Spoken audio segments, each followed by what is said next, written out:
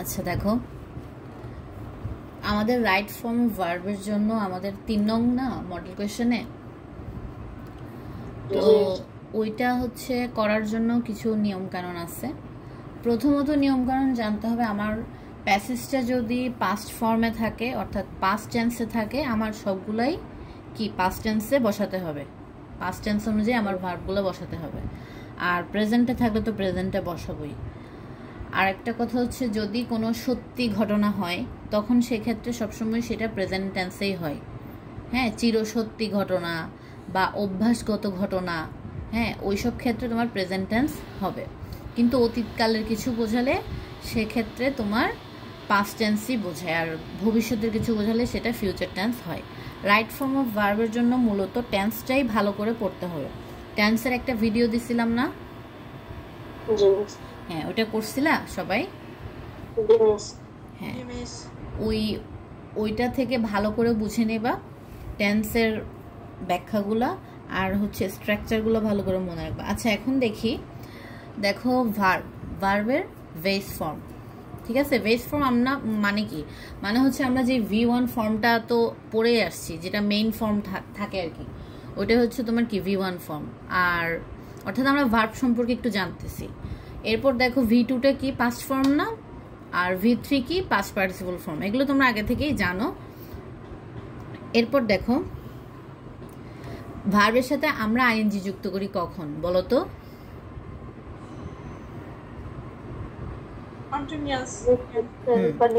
Continuous tense হলে। তাহলে present continuous হতে পারে, বা হচ্ছে প্রেজেন্ট পারফেক্ট কন্টিনিউয়াস হতে পারে, তারপর তোমার পাস্ট কন্টিনিউয়াস, পাস্ট পারফেক্ট, হ্যাঁ এরকম কন্টিনিউয়াস হতে পারে। ফিউচার কন্টিনিউয়াস বা ফিউচার পারফেক্ট কন্টিনিউয়াস এভাবে হতে পারে। আচ্ছা এটা তো গেল, এটাও আমরা জানি। কিন্তু টুর পরে কি বসে?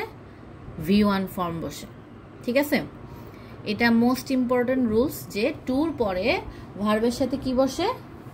V1 ফর্মটা বসে, অর্থাৎ ভার্বের V1 ফর্ম বসে আর কি। হ্যাঁ, তুমি যেই ফর্মই বসাও না কেন, কিন্তু তোমাকে মেইন ফর্মটাই কি করতে হবে? বসাতে হবে ভার্বের, বুঝছো?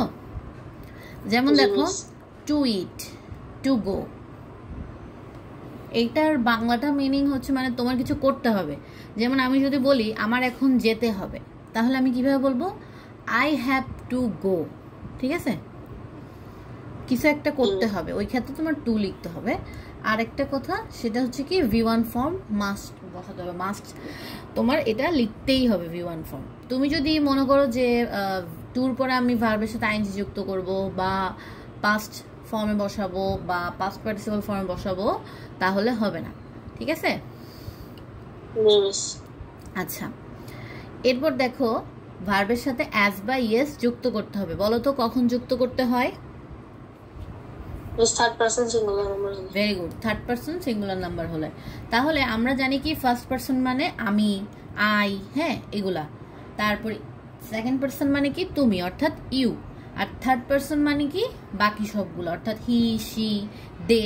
এখন হি কি সিঙ্গুলার, শি কি সিঙ্গুলার, প্লুরাল কি দে না? তো যখন থার্ড পারসন এবং সিঙ্গুলার নাম্বার হবে তখনই আমরা কি করব? অ্যাজ বা ইয়েস যুক্ত করব। তাহলে এগুলো ক্লিয়ার? আচ্ছা এরপর দেখো টু বি ভার্ব কোনগুলা। টু বি ভার্ব কোনগুলো দেখো, অনেক সময় দেখবা তোমার যেখানে রাইট ফর্ম ভার্ব করবা ওখানে ভার্বের আগে এরকম ব্রেকেট দিয়ে বি ভার্ব লেখা থাকে বা বি লেখা থাকে, ঠিক আছে? তো ওইসব ক্ষেত্রে তোমাকে টেন্স অনুযায়ী বসাতে হবে। বি ভার্ব তো হতে পারে অ্যামিজার, হ্যাঁ বি ভার্ব মানে কি অ্যামিজার। এরপর অ্যামিজারের পাস্ট ফর্ম কি, অর্থাৎ পাস্ট টেন্সে থাকলে সেটা হয়ে যাবে কি ওয়াজ ওয়ার, হ্যাঁ। আর পাস্ট পার্টিসিপল ফর্মে যদি আমরা বসাতে চাই সেটা হয়ে যাবে কি তোমার বিন, ঠিক আছে? এরপর দেখো শ্যাল বি, উইল বি, এগুলো তোমাদের এত আসে না, এগুলো জানার দরকার নেই। জাস্ট কি জানবা? Am, is, are, was, were, ঠিক আছে? আরেকটা কি শ্যাল বি, উইল বি, এগুলো জানার দরকার নেই। আরেকটা বিন শিখে রাখবা। আচ্ছা এরপর আমরা যাচ্ছি টু হ্যাভ ভার্বে, অর্থাৎ টু হ্যাভ ভার্ব মানে ওই হ্যাভ ভার্বগুলো আর কি, হ্যাভ, হ্যাজ, হ্যাড। আচ্ছা হ্যাভ হ্যাজ তো প্রেজেন্ট টেন্সের জন্য, পাস্টের জন্য কি হ্যাড না? আবার পাস্ট পার্টিসিপল ফর্মেও তাদের কি হয়, হ্যাডই তো হয়। হ্যাঁ, হ্যাভ, হ্যাজ, হ্যাড, হ্যাড। এরপর দেখো ডু ভার্ব কোনগুলো, ডু, ডাজ, ডিড। আচ্ছা, ডাজ কখন হবে?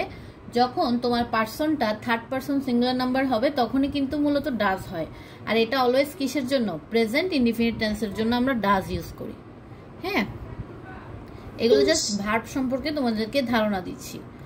এরপর দেখো মডেল ভার্ব বা মোরাল ভার্ব বা সেমি মোরাল ভার্ব কোনগুলা, এগুলা কোনগুলো সেটা জানা দরকার না, জাস্ট এটা জেনে রাখো। Shall, should, will, would, can, could, may, might, must, need. হ্যাঁ, এগুলা আরগুলো জানার দরকার নাই। এরপর দেখো এখানে কি বলছে, মোরাল প্লাস V1, অর্থাৎ আমরা একটু আগে দেখলাম না এগুলো মোরাল ভার্ব, এটা এখানে লেখা আছে মডাল, বাট উচ্চারণ করতে হবে তোমাকে মোরাল, ঠিক আছে? এই জন্য আমি মোরাল বলতেছি। আচ্ছা দেখো এখানে কি লেখা আছে, এটা হচ্ছে 1 নম্বর রুলস তোমাদের। দেখো মোরাল প্লাস V1, V1 মানে কি, অর্থাৎ এই ভার্বগুলোর সাথে অলওয়েজ তোমাকে কি বসাতে হবে? V1 ফর্ম বসাতে হবে, ঠিক আছে? যেমন আমি যদি বলি আই শ্যাল গো বা আই উইল গো, আমি কখনোই আই উইল গোয়িং বা আই উইল গন এরকম বসাতে পারবো না, ঠিক আছে? সেম ভাবে শ্যাল, শুড, তোমরা জাস্ট এতটুকু পর্যন্ত রাখলেই হবে, খেয়াল, মাস্ট পর্যন্ত। Shall, should, will, would, can, could, may, might, must. তাহলে এগুলোর পরে আমরা কি বসাবো না, অন্য কোনো ফর্ম বসাবো না, জাস্ট মেইন ফর্মটা বসাবো, V1 ফর্ম বসবে, ঠিক আছে? বুঝছো?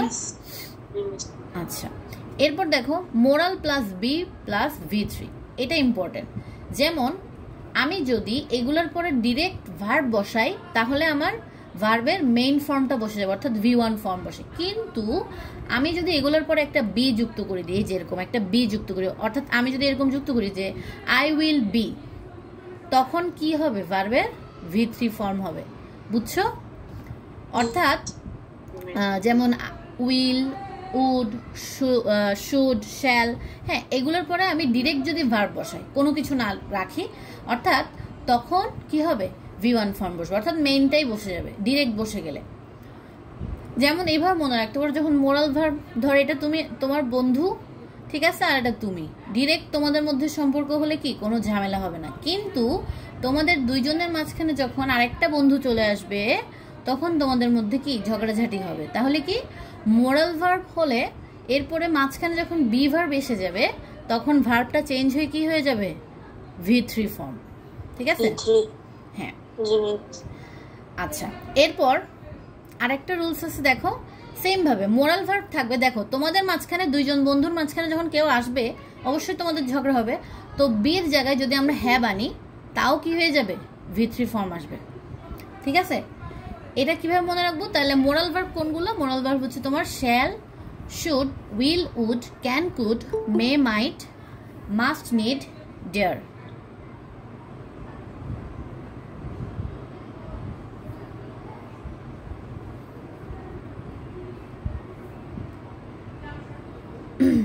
আচ্ছা দেখো মোরাল ভার্ব কোনগুলো? Shall, should, will, would, can, could, may, might, must, এগুলো মোরাল ভার্ব। তারপরে আমরা মোরাল ভার্বের পরে যদি ডিরেক্ট ভার্ব বসাই তাহলে কি হবে? মেইন ফর্মটা বসে যাবে, V1 ফর্ম, বুঝছো? এদের মাঝখানে ভার্ব এবং মোরাল ভার্বের মাঝখানে আমি যদি বি আনি তাহলে ভার্বের ফর্মেট কি হয়ে যাবে? V3 ফর্ম, অর্থাৎ পাস্ট পার্টিসিপল ফর্ম হয়ে যাবে। আবার আমি যদি মাঝখানে হ্যাভ আনি কি হয়ে যাবে? পাস্ট পার্টিসিপল ফর্মটা বসে যাবে। এটা ক্লিয়ার হয়েছে? রুলস 1 এটা ক্লিয়ার?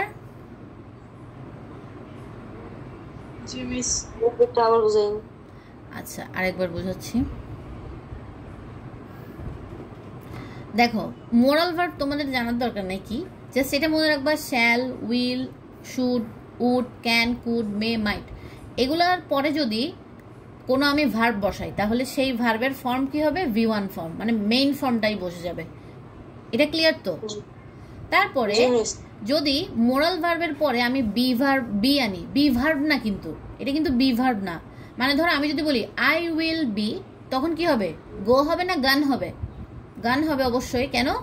যখন দুইজন বন্ধুর মাঝখানে কি চলে আসছে? বি চলে আসছে, তাই V3 ফর্ম হবে, অর্থাৎ পাস্ট পার্টিসিপল ফর্ম। সেম ভাবে আমি যদি বলি আই উইল হ্যাভ, তখনও কি হবে? গান হবে। ঠিক আছে, তাহলে কি ডিরেক্ট যখন আমি ভার্ব বসাবো তখন V1 ফর্ম, যেমন আই উইল গো, এটা কোনো প্রবলেম না। যদি আমি বলি আই উইল বি বা আই উইল হ্যাভ, তখন সেক্ষেত্রে কি হবে? V3 ফর্ম আসবে। হ্যাঁ,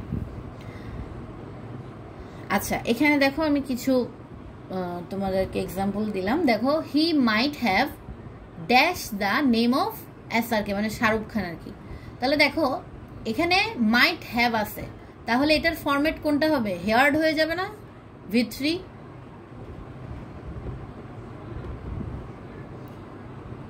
দেখো হি মাইট হ্যাভ, এখানে ব্রেকেটে ভার্বটা দিয়ে দিছে। হ্যাঁ, তোমাকে ভার্বের কি সঠিক রূপটা বসাতে হবে। তাহলে সঠিক রূপ কি বসবে? হেয়ার বসবে না হেয়ার্ড বসবে? হেয়ার্ড। কারণ আমরা কি পড়ছি রুলসে, দেখো যখন হ্যাভ থাকবে মোরাল ভার্বের পরে তখন কি বসবে? V3 form. সবাই বুঝতেছো? It can easily B dash, তাহলে সলভ। দেখো আমরা পড়ছিলাম কি মোরাল ভার্বের পরে যখন বি থাকবে তখনও V3 ফর্ম হবে, সলভড হবে। আবার দেখো দে মাস্ট ফলোইং দেওয়া আছে। আচ্ছা আরেকটা জিনিস, তোমাদেরকে অনেক সময় ভুলভাবেও দেওয়া থাকবে, তোমাদেরকে বুঝতে হবে আসলে কোন ফরম্যাট বসবে। দেখো দে মাস্ট এখানে দেওয়া আছে ফলোইং, আমরা কি পড়ছিলাম যে মোরাল ভার্বের পরে ভার্বের সাথে আইএনজি যুক্ত হবে, এরকম কিছু কি পড়ছি? পড়ি নাই। আমরা পড়ছি কি মোরাল ভার্বের পরে যদি ডিরেক্ট কোনো ভার্ব দেওয়া থাকে তাহলে সেটা কি V1 ফর্মেই বসবে। যদি মাস্ট বি দেওয়া থাকতো তাহলে কি হতো? ফলোয়েড। যদি মাস্ট হ্যাভ দেওয়া থাকতো তাহলে ফলোয়েড হতো, কিন্তু ডিরেক্ট মাস্ট, এরপর আর কিছু নাই, এজন্য ফলো হবে। এটা রুলস ক্লিয়ার? আচ্ছা, এরপর দেখো টু ডু ভার্ব অর্থাৎ do verb. To do verb মানে কি? ডু ভার্ব আমরা পড়ছি না? ডু ডাজ ডিড, এগুলো আমরা পড়ছিলাম না? Do verb. তাহলে ডু ভার্বের পরে সবসময় V1 ফর্ম হবে, বুঝছো? যখনই কোথাও কি দেখবা, যেমন ডু থাকবে কোশ্চেন করার ক্ষেত্রে, তখন দেখবা তখন ভার্বের V1 ফর্ম হয়। ধরো আমি থার্ড পারসন সিঙ্গুলার নাম্বার দিয়ে কোনো একটা সেন্টেন্স লিখলাম, যেমন আমি যদি বলি হি রিডস এ বুক। হ্যাঁ, এটা যদি আমরা চেঞ্জিং সেন্টেন্স যখন করব সেক্ষেত্রে আমরা দেখব চেঞ্জিং সেন্টেন্সের মধ্যে কিভাবে ইন্টারোগেটিভ করা হয়, সেক্ষেত্রে এটা কিন্তু কাজে আসবে। এই রুলসটা মোস্ট ইম্পর্টেন্ট, যে ডু ভার্বের পরে অর্থাৎ ডু এর পরে ডু ডাজ ডিড এগুলোর পরে কখনো ভার্বের অন্য ফরম্যাট বসে না। তাহলে ডু ডাজ ডিড এগুলোর পরে ভার্বের V1 ফর্ম বসে। যেমন আমি যদি বলি এই যে হি রিডস এ বুক, সেক্ষেত্রে আমি যদি বলি হি রিডস এ বুক, তাহলে কি হবে? ডাজ হি রিড এ বুক, মানে সে কি বই পড়তেছে। তাহলে ডাজ হি রিড, দেখো আমি কিন্তু আর রিডস বসাই নাই, হির পরে কিন্তু এস বাই এস যুক্ত করার কথা ছিল না আমার, রিডস, কিন্তু আমি যুক্ত করি নাই। আমি যুক্ত করে দিছি কোথায়? ডুর সাথে। ডুর সাথে ডাজ করে দিছি না আমি? হ্যাঁ। আবার যেমন আমি যদি বলি দে রিড এ বুক, এটাকে যদি আমি কোয়েশ্চেন বানাতে চাই তাহলে আমি কি করব? ডু দে রিড এ বুক, তখন কেন ডাজ লিখি নাই বলো তো? কারণ কি আমার তো দের পরে ভার্বের সাথে এসবিএস ছিল না। হ্যাঁ, তাহলে আমি কেন শুধু শুধু কি করব? এসবিএস যুক্ত করব। ডাজ তখনই হবে যখন আমার সেন্টেন্সটা কি হয়, থার্ড পারসন সিঙ্গুলার নাম্বারে ভার্বটাতে এসবিএস থাকে, তখনই আমরা ডাজ লিখি। কিন্তু প্রেজেন্টের ক্ষেত্রে হয় ডু বা ডাজ, আর পাস্টের ক্ষেত্রে অলওয়েজ ডিড। আচ্ছা, তাহলে ডু ভার্বের পরে সবসময় কি বসবে? V1 ফর্ম বসবে, বুঝছো? সবাই ক্লিয়ার? তনিম, রিফাত? আচ্ছা, না বুঝলে কোয়েশ্চেন করবা। এরপর দেখো আমরা হ্যাভ ভার্ব পড়ছিলাম না? হ্যাভ, হ্যাজ, হ্যাড এগুলো পড়ছিলাম না? এগুলোর পরে সবসময় কি হবে? V3 ফর্ম বসবে। এটা তো আমরা এমনিতেই জানি, হ্যাভ ভার্বের পরে V3 ফর্ম হয়। আমরা পারফেক্ট টেন্স করছি না? Present perfect, future perfect, past perfect, এগুলোর ক্ষেত্রে কি দেখতাম? V3 হয় সবসময় হ্যাভ ভার্বের পরে। তাহলে প্রথম আর দ্বিতীয় রুলসটা ইম্পর্টেন্ট। আমরা প্রথমে আরেকটা রুলস পড়ে আসছি না, এই রুলসটা, যে কি মোরাল ভার্বের পরে V1 ফর্ম বসবে, আর মোরাল ভার্বের পরে যদি বি বা হ্যাভ আসে তখন V3 ফর্ম বসে। আর মোরাল ভার্ব হচ্ছে এগুলা, ঠিক আছে? আচ্ছা, টু ডু ভার্ব, তাহলে do verb, do did does যেটাই লিখো না কেন সেক্ষেত্রে V1 মানে V1টা বসবে ভার্বের এরপর হ্যাভ ভার্ব, হ্যাভ যুক্ত হ্যাভ, হ্যাজ, হ্যাড, যেটাই থাকুক না কেন সেগুলোর পরে কি হয়, V3 ফর্ম হয়। এটা তো পারফেক্ট টেন্সের রুলসের মতোই।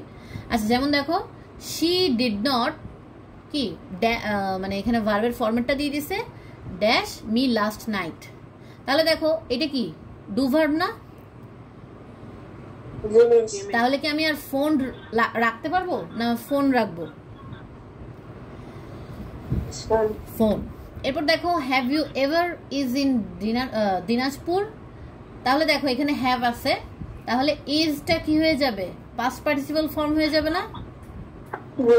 তাহলে এখানে দেখো have you ever is in Dinajpur. তাহলে দেখো এখানে আমরা দেখতেছি এটা কি হ্যাভ আছে, অর্থাৎ এটা কি হ্যাভ থাকার পরেও আরেকটা ভার্ব আছে। তাহলে আমাদেরকে বুঝে নিতে হবে এটা কোন টেন্সে আছে, প্রেজেন্ট পারফেক্ট টেন্সে। তাহলে প্রেজেন্ট পারফেক্ট টেন্সে আমরা পড়ছিলাম না ভার্বের মানে হ্যাভ ভার্বের পরে কি হয়, V3 ফর্ম হয়। তাহলে অ্যামিজারের পাস্ট ফর্ম কি, ওয়াজ ওয়ার। আর পাস্ট পার্টিসিপল ফর্ম কি, বিন বিন। এই যে দেখো বিন বসছে, তাহলে এটা হবে এরকম have you ever been in Dinajpur. এরপর দেখো Rupa has her meal. Has, এখানে হ্যাড তো হচ্ছে তোমার হ্যাভ ভার্ব, হ্যাঁ হ্যাডটা কি হ্যাভ ভার্বের পাস্ট ফর্ম আর কি। কিন্তু এখানে আরেকটা ভার্ব আছে না, আমরা পড়ছিলাম না যে যখন একটা ভার্বের পরও আরেকটা ভার্ব থাকবে তখন আগের ভার্বটা আমার অক্সিলারি ভার্ব হিসেবে ব্যবহার হয়, পড়ছিলাম না, হ্যাভ হ্যাজ এগুলোর পরে V3 ফর্ম হয়। তাহলে দেখো হ্যাড আছে, তাহলে হ্যাজেরও কি ফর্ম বসবে, হ্যাজের কোন ফর্মটা আমি বসাবো, V3 ফর্ম বসাবো না? তখন সেন্টেন্সটা এরকম হয়ে যাবে যে রূপা হ্যাড হার মিল। বুঝছো?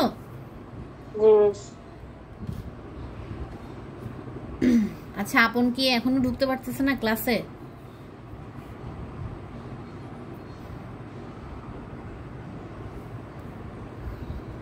তোমাদেরকে আজকে লিংকে ঢুকতে প্রবলেম হয়েছে? আচ্ছা আচ্ছা, দেখো এটা ক্লিয়ার। আমি আবার রুলসে যাচ্ছি। দেখো ডুর পরে do did does, do verb মানে কোনগুলো, ডু ডিড ডাস, এগুলোর পরে অবশ্যই কি হবে, V1 ফর্ম বসবে। আবার টু হ্যাভ ভার্ব এগুলোর পরে কি বসবে, V3 ফর্মটা বসবে। হ্যাভ ভার্ব মানে কোনগুলো, হ্যাভ, হ্যাজ, হ্যাড, যেটাই থাকুক না কেন V3 ফর্ম বসবে। আর অ্যামিজারের V3 ফর্ম হচ্ছে বিন, হ্যাভ হ্যাজের V3 ফর্ম এবং V2 ফর্ম সবগুলোই হ্যাড। আচ্ছা, আরেকটা রুলসে যাচ্ছি। তাহলে প্রথম আর দ্বিতীয় রুলস ক্লিয়ার? আচ্ছা, এবার আরেকটা রুলসে যাচ্ছি। দেখো প্রিপোজিশন তোমরা চিনো না, ইন, অন, ফর, উইথ, হ্যাঁ, অফ, অফ না, ইন অন ফর, মূলত মনে রাখবা ফরটা বেশি ইম্পর্টেন্ট, ঠিক আছে? তাহলে এইগুলো ফরের পরে মনে রাখবা ভার্বের সাথে আইএনজি যুক্ত হয়। প্রিপোজিশনের পরে ভার্বের সাথে কি যুক্ত হয়, আইএনজি যুক্ত হয়। দেখো এগুলো হচ্ছে প্রিপোজিশন, যেমন in, on, at, by, under, over, across, through, above, এগুলা। হ্যাঁ, এত কিছু মনে রাখার দরকার নেই, তোমরা জাস্ট মনে রাখবা ফর, ফ্রম। তবে আরেকটা জিনিস, টুর সাথে কিন্তু, টুর পরে কিন্তু আবার ভার্বের সাথে আইএনজি যুক্ত হয় না, টুরটা একটু ব্যতিক্রম। টুর পরে ভার্বের কোন ফর্ম বসে পড়ছিলাম না, বলো তো? V1 ফর্ম বসে। Very good. তাহলে আমাদের শুধু মনে রাখতে হবে ফর, তারপর হচ্ছে তোমার ইন, অন, আন্ডার, ওভার, এগুলো মানে মোটামুটি প্রিপোজিশন। বাই, আচ্ছা আরেকটা মনে রাখবা, বাই আর ফর, এই দুইটা মনে রাখলে হবে, বাই, ফর, আরগুলা লাগবে না। অন মনে রাখতে পারো, অন, বাই, ফর, অন। এগুলোর পরে তোমার ভার্বের সাথে কি যুক্ত হয়, আইএনজি যুক্ত হয়।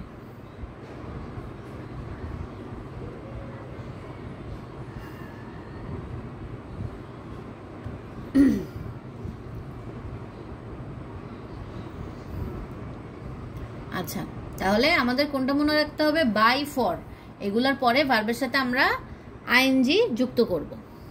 ঠিক আছে? এরপর দেখো টুর পরে V1 যুক্ত হয়, এটা ব্যতিক্রম, এটা যে জন্য আলাদা করে দিয়ে দিছে যে কি ফর, বাই এগুলোর সাথে, এগুলোর পরে, সাথে না, এগুলোর পরে ভার্ব থাকলে সেই ভার্বের সাথে আইএনজি যুক্ত হবে এবং টুর পরে ভার্বের ওয়ান ফর্মটা বসবে, অর্থাৎ V1 ফর্মটা বসবে। আর কিছু ব্যতিক্রম আছে যেগুলোর পরে কি কিছু কিছু টু, মানে টুর ক্ষেত্রেও কিছু ব্যতিক্রম আছে, সেগুলোর পরে কিন্তু আইএনজি হয়। যেমন with a view to, get use to, addicted to, be use to, look forward to. হ্যাঁ, এগুলোর পরে কিন্তু টু থাকে দেখো, কিন্তু এরপরে ভার্বের ওয়ান ফর্ম বসে না, এগুলোর সাথে আইএনজি যুক্ত হয়ে যায়। মানে এগুলো জাস্ট ব্যতিক্রম। ঠিক আছে? এগুলো ব্যতিক্রমগুলো তোমাদের দেখার দরকার নেই, এত কঠিন করে আসবে না। With a view to, get use to, look forward to, মানে এগুলোর পরে শুধু ভার্বের সাথে আইএনজি যুক্ত হয়। কিন্তু আর বাকি দুনিয়াতে যত টু আছে, যেসব ক্ষেত্রে টু বসুক না কেন, সবার পরে ভার্বের কি ফর্ম বসে? V1 ফর্ম বসে। বুঝছো? এটা ক্লিয়ার হয়েছে রুলসটা?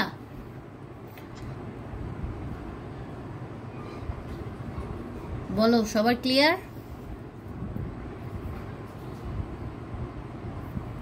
বলো সবাই বুঝছো? আচ্ছা, তাহলে প্রিপোজিশন মানে ফর, বাই এগুলোর পরে ভার্বের সাথে আইএনজি যুক্ত হবে আর টুর পরে ভার্বের ওয়ান ফর্মটা বসে, অর্থাৎ প্রেজেন্ট ফর্মটা বসে ভার্বের। দেখো, যেমন দেখো টু, এখানে কি হবে? ভার্বের কোন ফর্মটা বসবে? Present form. তাহলে to buy a pen, she went to the New Market. আচ্ছা, এখানে ওয়েন্ট লেখা আছে, তাহলে এটা দেখে মনে হতে পারে আচ্ছা এটা তো পাস্ট ফর্মে আছে সেন্টেন্সটা, তাহলে আমি এটারও পাস্ট ফর্ম বসাই দিই। না, এই ভুলটা করা যাবে না, কারণ টুর পরে অবশ্যই আমরা কি বসাতে হবে? V1 ফর্ম বসাতে হবে। সেন্টেন্স যে টেন্সেই থাকুক না কেন, আমাকে জানতে হবে যে টুর পরে V1 ফর্ম বসবে। এরপর দেখো ফর, ফরের পরে কি বসবে বলছিলাম? বাই, ফর, এগুলোর পরে আইএনজি যুক্ত হয়ে যাবে না?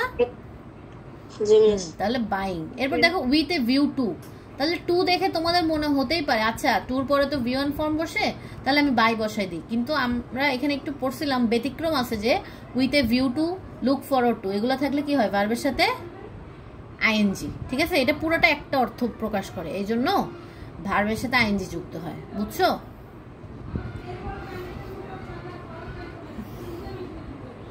বুঝে গেছে? ক্লিয়ার? আচ্ছা, এরপর দেখো আরেকটা জিনিস, to be verb plus ING, এটা অ্যাক্টিভ। আমরা এটা অ্যাক্টিভ বলতে বি ভার্ব যেগুলো আমরা পড়ছি না, অ্যাম, ইজ, আর, ওয়াজ, ওয়ার পড়ছিলাম। টু বি ভার্ব কোনগুলা? টু বি ভার্ব কোনগুলা বলো তো? মানে বি ভার্ব কোনগুলা? বি ভার্ব ওটা তো মোরাল, শেল যেটা হচ্ছে এটা মোরাল। বি ভার্ব কোনগুলা? অ্যাম, ইজ, আর, ওয়াজ, ওয়ার। আচ্ছা, আমরা ভয়েস পড়ছিলাম না, যখন সাবজেক্ট নিজে কাজ করবে তখন সেটা কি? Active voice. আর যখন অন্যকে দ্বারা কাজ করাবে সেটা কি? Passive voice. তাহলে দেখো টু বি ভার্ব অর্থাৎ অ্যাম, ইজ, আর, ওয়াজ, ওয়ার থাকলে আমরা অবশ্যই কি ভার্বের সাথে আইএনজি বসাই না? কন্টিনিউয়াস টেন্সের ক্ষেত্রে কি করো? অ্যাম, ইজ, আর থাকে না ওখানে, তাহলে আমরা কি করি? ভার্বের সাথে আইএনজি যুক্ত করি। ওয়াজ, ওয়ার থাকলেও কি করি? ভার্বের সাথে আইএনজি যুক্ত করি। কিন্তু যখন আমরা প্যাসিভ ভয়েস করি, অর্থাৎ সাবজেক্ট নিজে করে না, অন্যকে দিয়ে করাই কাজটা, তখন কি অ্যাম, ইজ, আর থাকলে আমরা আইএনজি যুক্ত করতে পারি নাকি ডিরেক্ট V3 ফর্ম বসাই? হ্যাঁ, ভেরি গুড। তাহলে যখন বি ভার্ব থাকবে অর্থাৎ অ্যাম, ইজ, আর, ওয়াজ, ওয়ার থাকবে অ্যাক্টিভ ভয়েসে, তখন আমাদের আইএনজি যুক্ত করতে হবে। অর্থাৎ এটা মনে রাখবো যদি সাবজেক্ট নিজে কাজ করে। হ্যাঁ, যেমন দেখো তুমি ভাত খাচ্ছ, তাহলে এটা তো তুমি খাচ্ছ, ভাত মানে তুমি নিজে কাজটা করতেছো, সেক্ষেত্রে সেটা কি? Active voice. ঠিক আছে? এরকম। তাহলে যখন প্যাসিভ ভয়েস হবে তখন কি হয়? কাজ যখন নিজে করতেছো অন্যকে দিয়ে করাচ্ছ তখন V3 ফর্ম বসবে অ্যাম, ইজ, আর, ওয়াজ, ওয়ার থাকলে।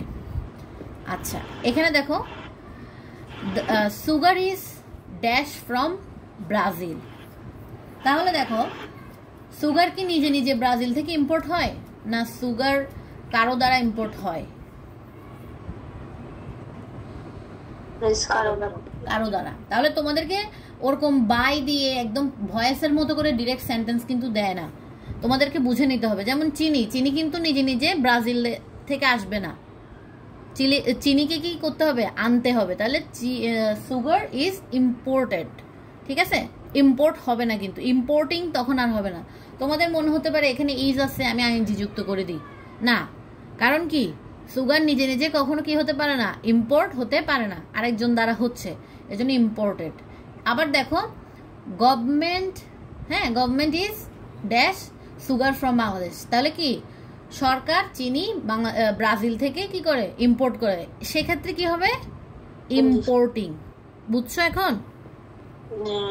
যেমন চিনি নিজে নিজে ব্রাজিল থেকে আসতে পারে না, এজন্য ইম্পোর্টেড হয়েছে। কারণ কি আমরা দেখছি না যে যখন অ্যাক্টিভ হবে তখন কি সাবজেক্ট ডু দ্য ওয়ার্ক, মানে কি সাবজেক্ট কাজটা করবে যখন অ্যাক্টিভ ভয়েসের মধ্যে থাকবে, আর যখন প্যাসিভ হয়ে যাবে তখন সাবজেক্ট কাজটা করবে না। যেমন দেখো চিনি, sugar, sugar is imported from Brazil.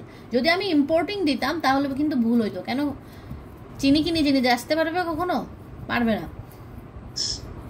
কেউ একজন তো আনতে হবে, ঠিক আছে, এই জন্য। যেমন আমি যদি বলি ভাত আমার দ্বারা খাওয়া হয়, সেক্ষেত্রে কি হবে, rice is eaten by me. বুঝছো? ইটেন বাই মি হবে। কেন ইটিং দিই নাই আমি, rice is eating by me কেন দিই নাই, কারণ কি ভাত তো নিজে নিজে খাবে না, ভাতকে কে খাবে, আমি খাবো, ঠিক আছে। সেম ভাবে সুগার ইজ ইম্পোর্টিং হবে না, কেন, সুগার তো নিজে নিজে আসতে পারবে না, কেউ একজন আনতেছে। এই জন্য দেখো পরেরটাতে রুলস দিয়ে দেওয়া হয়েছে যে গভর্নমেন্ট কি করবে, সুগারটাকে আনবে, সেক্ষেত্রে ইম্পোর্টিং আমরা দিতে পারবো। বুঝছো? তাহলে কি এম ইজ আর ওয়াজ এর যখন মানে সাবজেক্ট নিজে কাজটা করতে পারবে তখনই আমরা এম ইজ আর ওয়াজ এর পরে আইএনজি যুক্ত করতে পারবো। যদি সাবজেক্ট নিজে কাজ করতে না পারে সেক্ষেত্রে আমরা আইএনজি যুক্ত করতে পারবো না, সেক্ষেত্রে কি পাস্ট পার্টিসিপল ফর্মটা বসবে। আচ্ছা, সিঙ্গুলার কখন আর প্লুরাল কখন সেটা কিভাবে বুঝবো? ঠিক আছে, সাবজেক্ট যখন সিঙ্গুলার হবে ভার্বও তখন আমাদের কি বসাতে হবে, সিঙ্গুলার বসাতে হবে। আবার সাবজেক্ট যখন প্লুরাল হবে ভার্বও কি বসাতে হবে, প্লুরাল। যেমন আমি যদি বলি he is going to the market, তাহলে কি সাবজেক্ট সিঙ্গুলার না, ইজ কিন্তু সিঙ্গুলার ভার্ব। আবার আমি যদি এরকম বলি হি আর গোয়িং টু মার্কেট, তাহলে কি হলো, এটা আমি ভার্ব কি দিয়ে দিলাম, প্লুরাল দিয়ে দিলাম না। তাহলে সিঙ্গুলার ভার্বের সাথে সিঙ্গুলার সাবজেক্ট, অর্থাৎ সিঙ্গুলার যদি সাবজেক্ট হয় তাহলে ভার্বও আমাকে সিঙ্গুলার বসাতে হবে। আবার সাবজেক্ট প্লুরাল হলে ভার্বও কি বসাতে হবে, প্লুরাল। আচ্ছা,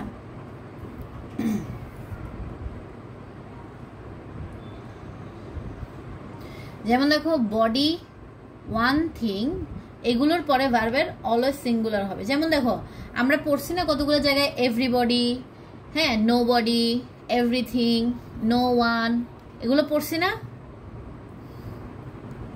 এরকম ওয়ার্ডগুলো পড়ছো না। এখানে জাস্ট সংক্ষেপে দেওয়া আছে আর কি, বডি, ওয়ান থিং, এগুলো যুক্ত, মানে এই তিনটা ওয়ার্ড যুক্ত যদি কোনো সাবজেক্ট থাকে, যেমন everybody, nobody, everything, something, হ্যাঁ, নাথিং, এরকম জিনিসগুলো যদি থাকে, নো ওয়ান, হ্যাঁ, এভরিওয়ান, এরকম জিনিসগুলো থাকে, তাহলে ভার্ব অলওয়েজ কি হবে, সিঙ্গুলার ভার্ব হবে। আর সিঙ্গুলার ভার্ব কোনগুলো দেখো, ইজ, ওয়াজ, হ্যাজ, ডাজ। পাস্টের ক্ষেত্রে এত কিছু মেনটেন করা হয় না, পাস্টের ক্ষেত্রে জাস্ট ওই ওয়াজ ওয়ারটা মেনটেন করা হয়, আর হ্যাডটা দরকার হয় না, কারণ হ্যাড তো আমাদের পাস্টের তো পাস্ট পারফেক্টের রুলস একটাই না, হ্যাড দিয়েই না, এজন্য পাস্ট পারফেক্টের কোনো প্রবলেম হয় না। প্রবলেমটা হয় কোথায়, ইজ, ওয়াজ, হ্যাজ, ডাজ, এগুলো কিন্তু সিঙ্গুলার ভার্ব, এগুলো কি সিঙ্গুলার ভার্ব। যেমন আরেকটা জিনিস মনে রাখবা, আয়ের সাথে কিন্তু অলওয়েজ এম হবে, এক্ষেত্রে কোনো চেঞ্জ নাই, এজন্য আমরা এমটা দিই নাই সিঙ্গুলারের ক্ষেত্রে। আর কোনো সাবজেক্টের মধ্যে কিন্তু এম যুক্ত হয় না। আর কোনো জায়গায় কি এম যুক্ত করছো তোমরা আই ছাড়া? হ্যাঁ, তাহলে শুধু আয়ের সাথে এম যুক্ত হবে। আবার ইউ কিন্তু তোমার সিঙ্গুলার সাবজেক্ট, কিন্তু ইউটা ব্যতিক্রম, ইউর সাথে অলওয়েজ ইউ ওয়ার হয় বা ইউ আর হয়, বুঝছো?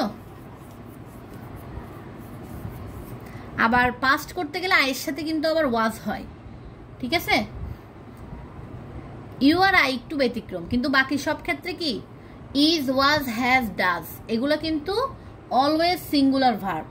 কিন্তু ওয়ার, আর, হ্যাভ, ডু এগুলো কি প্লুরাল ভার্ব। খাতায় একটু লিখে রাখতে পারো যে ইজ, ওয়াজ, হ্যাজ, ডাজ এগুলো হচ্ছে সিঙ্গুলার ভার্ব, আর were, are, were, have, do এগুলো হচ্ছে তোমার প্লুরাল ভার্ব, বুঝছো? জি মিস। আচ্ছা, যখন বডি যুক্ত কোনো ওয়ার্ড থাকবে, ওয়ান যুক্ত কোনো ওয়ার্ড থাকবে বা থিং, দেখো এভরিবডি, এটা দেখলে মনে হচ্ছে না অনেকগুলো মানুষকে বোঝাচ্ছে? এভরিবডি দেখলেই কি মনে হয় অনেকগুলো মানুষকে বোঝাচ্ছে মনে হয়। সেক্ষেত্রে তোমরা ভার্ব কি দিয়ে দাও? ভার্ব প্লুরাল ভার্ব বসাই দিবা না? যে এভরিবডি থাকলে আমরা আর বসাবো বা ওয়ার বসাবো বা হ্যাভ বসাবো বা ডু বসাবো, কারণ এগুলো তো কি প্লুরাল বোঝাচ্ছে। কিন্তু মনে রাখবা বডি যুক্ত বা ওয়ান যুক্ত বা থিং যুক্ত এগুলো কোনো ওয়ার্ডের পরে অলওয়েজ কি বসবে? সিঙ্গুলার ভার্বগুলাই বসবে, বুঝছো? আচ্ছা, যেমন দেখো সামওয়ান, ইজ হবে না আর হবে? সামওয়ান, আমরা বলছি না ওয়ান যুক্ত কোনো ওয়ার্ড থাকলে কি হয়? সিঙ্গুলার ভার্ব হয়, তাহলে অবশ্যই কি হবে? ইজ হবে। আচ্ছা,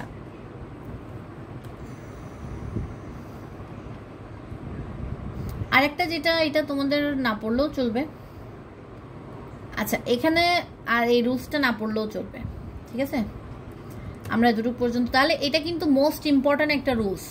সাবজেক্ট সিঙ্গুলার হলে ভার্ব সিঙ্গুলার হবে, সাবজেক্ট প্লুরাল হলে ভার্ব প্লুরাল হবে। আর সিঙ্গুলার ভার্ব কোনগুলা দেখে একজন বলো তো, তুষার বলো সিঙ্গুলার ভার্ব কোনগুলা?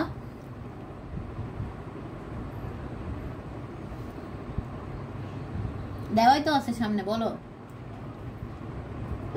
Is, was, has, does. হ্যাঁ, আর প্লুরাল ভার্ব? আর, হ্যাঁ, ওয়ার, হ্যাভ, হ্যাভ তারপরে ডু। হ্যাঁ, হ্যাভ, ডু। আচ্ছা, এরপর আমি আবার আগের দিকে যাচ্ছি। দেখো, যখন সাবজেক্ট নিজে কাজ করবে তখন আমরা ভার্বের সাথে অক্সিলারি ভার্ব যেগুলো মানে am, is, are, was, were, to be verb ওগুলোর সাথে আমরা এনজি যুক্ত করে ফেলতে পারবো। যদি সাবজেক্ট নিজে না কাজ করে তখন সেক্ষেত্রে আমরা পারবো না। মনে রাখবা, কোনো বস্তু কোনোদিনও নিজে কাজ করতে পারে না। তাহলে বস্তু জাতীয় কোনো কিছু যদি বা পদার্থ জাতীয় কোনো কিছু যদি তোমাদের চোখে পড়ে, সেক্ষেত্রে মনে রাখবা সেটা কখনোই কি হবে না? অ্যাক্টিভ হবে না, এটা প্যাসিভেই নিতে হবে। অর্থাৎ তোমার আইএনজি যুক্ত হবে না, তোমার পাস্ট পার্টিসিপল ফর্ম বা ইডি যুক্ত করে দিবে আর কি। হ্যাঁ, বস্তু জাতীয় কিছু কিন্তু তোমার নিজে নিজে কোনো কাজ করতে পারে না, অবশ্যই মানুষকে কোনো কাজ করতে হবে। বুঝা গেছে? মানুষ যদি কোনো কাজ করে বা সাবজেক্ট যদি নিজে কাজ করে সেক্ষেত্রে তুমি অ্যামিজার, ওয়াজারের পরে এনজি যুক্ত করতে পারবে। আচ্ছা, টুর পরে আমরা দেখছিলাম কি ভার্বের কোন ফর্ম বসে? V1 ফর্ম বসে। হ্যাঁ, আর প্রিপোজিশন অর্থাৎ বাই, ফর এগুলোর পরে ভার্বের সাথে আইএনজি যুক্ত হয়। আচ্ছা, এরপর দেখো ডু ভার্বের পরে অর্থাৎ ডু, ডাজ, ডিড এগুলোর পরে V1 ফর্ম বসে, আর হচ্ছে হ্যাভ ভার্ব অর্থাৎ হ্যাভ, হ্যাজ, হ্যাড এগুলোর পরে V3 ফর্ম বসে। এরপর আরেকটা পড়ছিলাম কি মোরাল ভার্ব অর্থাৎ shall, should, will, would, can, could, may, might, must, did, dare. Dare পর্যন্ত লাগবে না, জাস্ট মাস্ট পর্যন্ত মনে রাখলে হবে। এগুলার পরে কি ফর্ম বসে? V1 ফর্ম বসে। বুঝে গেছে? যদি এটা ডিরেক্ট ভার্ব বসছে বলে V1 ফর্ম, যদি ডিরেক্ট ভার্ব না বসে মাঝখানে বি বা হ্যাভ বসে যায় সেক্ষেত্রে V3 ফর্ম বসবে। বুঝছো? কারো প্রবলেম আছে? বলো। রিফাত, তনিম, মাহিদ তোমরা বুঝছো?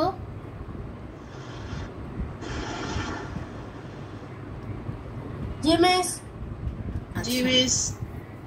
তনিম জি মিস। বুঝছো?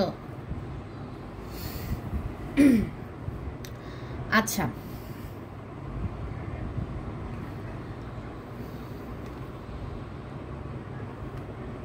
তাহলে দেখো এই ক্ষেত্রে কিন্তু তোমার আগে এটা তো আমরা করছিলাম।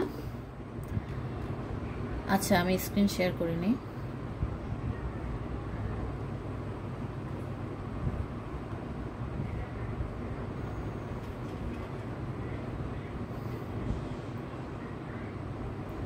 দেখা এখন তোমাদেরকে যেই রুলসগুলো দিছি ওগুলো অনুযায়ী তোমরা কি করবা, প্রত্যেকটা মডেল কোয়েশ্চেনের প্র্যাকটিস করে ফেলবা আর কি। প্রত্যেকটা মডেল কোয়েশ্চেনের তোমাদেরকে যেগুলো দিছি ওগুলোর ভিডিও আমি দিয়ে দিব, ক্লাসটা যে নিচ্ছি ওগুলোর ভিডিও দিয়ে দিব, ঠিক আছে? আবার ক্লাসটা করে নিও, তাহলে কি হবে আরো ভালো করে পড়তে পারবা। আর আমি হচ্ছে 1 আর 2 এর জন্য একটা ভিডিও করে দিছি। 1 নম্বরে মূলত হচ্ছে তোমার প্র্যাকটিস, 1 আর 2 মানে 1 আর 2 হচ্ছে মূলত প্র্যাকটিস। তোমার এটা হচ্ছে উইথ ক্লোজ, এটা হচ্ছে উইদাউট ক্লোজ। এগুলোর জন্য কোনো ধরনের রুলস নাই, তোমার যত প্র্যাকটিস করবা তত বুঝে যাবা কোনটার পর কি বসবে। আর মূলত তোমার টেন্সটা ভালো করে জানা থাকলে এই দুইটাও পারা যায়, ঠিক আছে? রাইট ফর্ম অফ ভার্বের জন্য টেন্স ভালো মতো পারতে হবে। আর আজকে যেগুলো বলছি কোনটার পর কি বসবে, কোন ফর্ম বসে, হ্যাঁ। তাহলে আমাকে একটু বলো তো, আমি তোমাদের একটু জিজ্ঞেস করি, আমার সাথে সাথে বলবা যে টুর পরে ভার্বের কোন ফর্ম বসে? V1 form. আচ্ছা, তারপরে ফর, বাই এগুলার পরে ভার্বের সাথে কি করতে হয়? আইএনজি যুক্ত করতে হয়। আচ্ছা, এরপরে ডু, ডিড, ডাজ এগুলার